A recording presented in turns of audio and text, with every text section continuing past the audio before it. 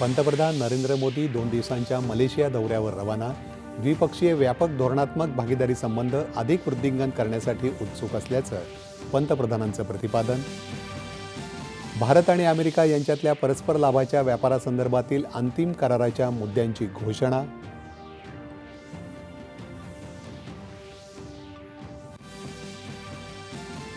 भारतातील कष्टकरी शेतकरी, उद्योजक आणि स्टार्टअप्स, मच्छीमार यांना नव्या संधीची दारं खुली होऊन मेक इन इंडियाला अधिक बळकटी मिळेल असा विश्वास पंतप्रधानांकडून व्यक्त.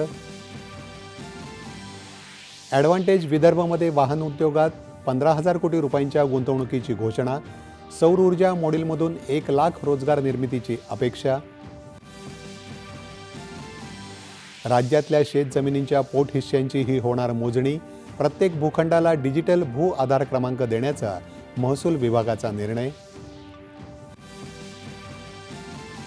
राज्यातल्या 12 जिल्हा परिषदा आणि त्याअंतर्गतच्या 125 पंचायत समित्यांच्या सार्वत्रिक निवडणुकांसाठीच्या मतदानाला सुरुवात.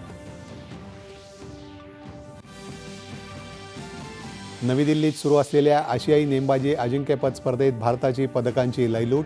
17 सुवर्णपदकांसह पदतालिकेत अव्वल स्थानी. इंग्लंडचा 100 धावांनी पराभव करत 19 वर्षाखालील क्रिकेट विश्वचषकाला भारताची गवसणी. स्पर्धेत भारताचा विजयाचा षटकार. आणि भारत आणि श्रीलंकेत आजपासून T20 क्रिकेट विश्वचषक स्पर्धेचा थरार. पहिल्याच दिवशी 3 सामने. मुंबईत भारताचा अमेरिकेसोबत सामना. नमस्कार. 11च्या बातमीपत्रात मी सुहास धारणे आपलं स्वागत करतो.